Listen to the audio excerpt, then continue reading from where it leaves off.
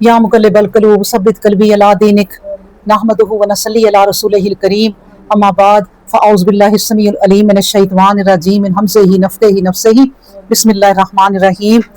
अल्लाह के फज़ल व करम से आज हम सूरतुल क़सस शुरू करते हैं। औज़ु बिल्लाहि मिनश शैतानिर रजीम बिस्मिल्लाहिर रहमानिर रहीम। तासीन मीम तिलका आयातुल किताबिल मुबीन। तिलका ये आयात हैं अल किताबिल मुबीन रोशन किताब की। अल्लाह अकबर, यानी अल्लाह तबारक ताला ही अब जानते हैं कि जो तासीन मीम है उनके मायने, क्योंकि अल्लाह तबारक ताला ने जो हरूफ मुक़त्तियात हैं उनका इल्म सिर्फ अपने पास रखा है और वो ही जानते हैं कि इन जो 3 लफ्ज़ हैं वो ये 3 लफ्ज़ों में 3 कहानियाँ या 30 कहानियाँ या क्या हैं, वल्लाहु आलम, वो रब ही जानता है। ये कोड वर्ड हैं जिन्हें हम नहीं जानते, ठीक है। तो बाकी अल्लाह तबारक ताला की शान आप देखें कि ये जो सूरत शुरू की है अल क़सस यानी किस्सा, और इससे पहले हमने जो सूरतें पढ़ी हैं, एक हमने सूरह शूरा पढ़ी और एक सूरह नमल पढ़ी और एक अब सूरह क़सस। ये जो 3 सूरतें हैं ना, एक के बाद दीगर एक दूसरे के बाद, इन तीनों में जो है वो मूसा अलैहिस्सलाम का जिक्र है और इन तीनों में बड़े किस्से हैं पैगंबरों के।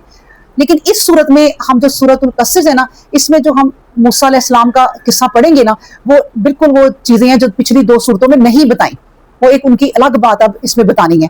तो अल्लाह तबारक ताला ये कहते हैं कि देखो ये जो आयात है ना तुम्हारे सामने, अब मैं पढ़ने लगा।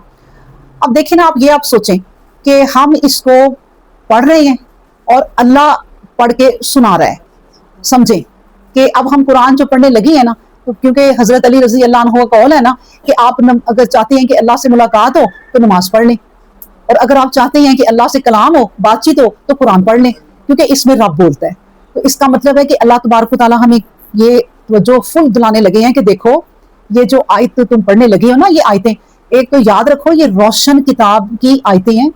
ये इतनी रोशन आयतें हैं कि इनको ना जो भी पढ़ेगा उन्हें समझ आ जाएगी। कि और बात है कि जो लोग इस पर ईमान नहीं रखेंगे और इसको सिर्फ पढ़ेंगे, उनके लिए ये रोशनियां कोई नहीं है और उनके लिए हिदायत भी कोई नहीं है। हाँ, उनके लिए इल्म है, उनके इल्म में इजाफा हो जाएगा जिस तरह वो चाहेंगे। लेकिन ये आयतें रोशन है, कोई ऐसी आयतें नहीं है जो कोई कहे कि मैं पढ़ता हूं तो मुझे समझ नहीं आती। अल्लाह तबारक ताला का वादा है कि अल्लाह तबारक ताला ने कहा कि मैंने कुरान पढ़ने वालों के लिए आसान कर दिया, जो इसको पढ़ेंगे उनके लिए आसान है, और जो इसकी गहराइयों में जाना चाहेंगे, गौर व फिक्र करना चाहेंगे, उनके लिए और भी आसान है। और अल्लाह उनको गहराइयों में और गौर व फिक्र में ले जाएगा, उनको आयतों के वो रूप दिखाएगा, वो निशानियां दिखाएगा जो आम बंदा पढ़ने वाला नहीं पढ़ सकता कि इस आयत का मतलब क्या है। तो इसलिए अल्लाह ने कहा देखो ये जो आयतें पढ़ने लगे हो ना, तो इनको सोच लो कि ये रोशन किताब की रोशन आयात हैं, ये समझ तुम्हें आ जाएंगी। लेकिन अपने दिल में पहली चीज ईमान पैदा करो और अल्लाह पर यकीन, और अल्लाह तबारक ताला के नबी ने जो कहा है कि किन किन पे ईमान लाना है वो ईमान ले, तो ये आयतें तुम्हारी समझ में आ जाएंगी। और तो उसके बाद फिर कहा कि देखो हम फौरन ही इस सूरत में ए नबी नतलू हम पढ़ते हैं अलैका मिन नबाई मूसा व फिरौना बिल हक्की लिकौमी युमिनून। अब देखें इस आयत पर भी गौर करें कि अल्लाह तबारक ताला कहते हैं कि करते हैं, यानी हम तुम्हें सुनाते हैं नबी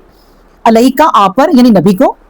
और हम लोगों को भी, मिन नबाई कुछ हालात कुछ खबरें,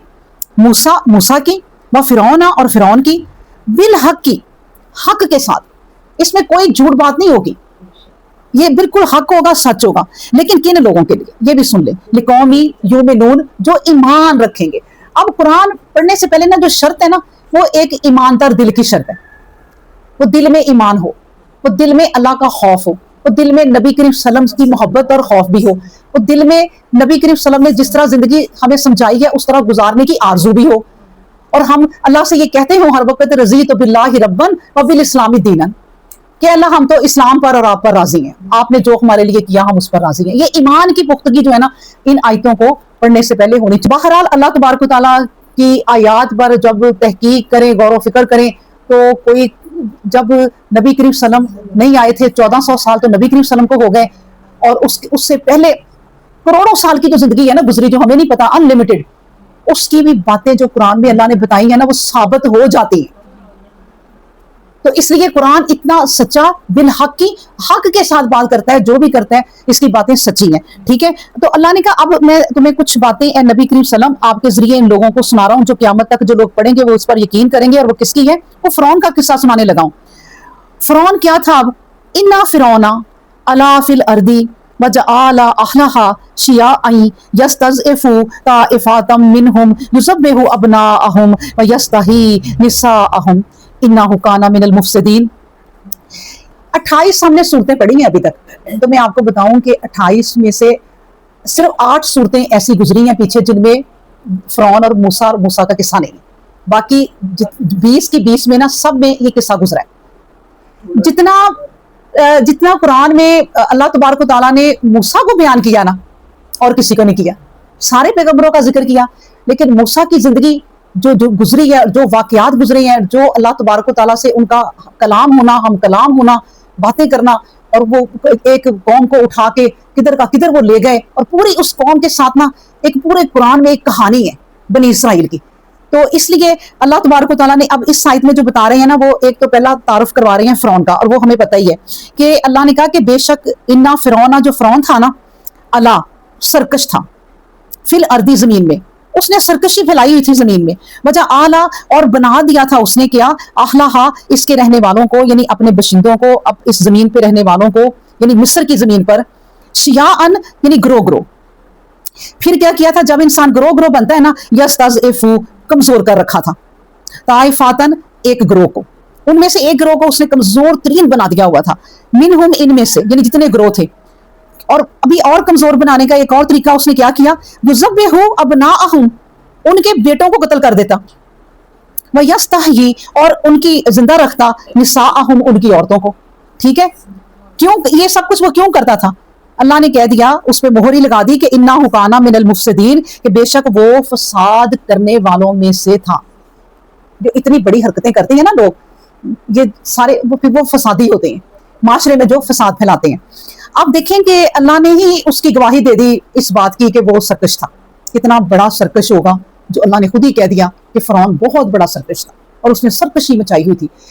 سرکشی مچانے کے لیے نا، یعنی اللہ کی نافرمانی کرنے کے لیے جو حکومتیں پہلا کام کرتی ہیں نا، وہ یہ کرتی ہیں کہ اپنے ملکوں میں وہ اپنی حکومت میں وہ گروہ بنا لیتی ہیں، فرقہ پرستی وہاں بن جاتی ہیں۔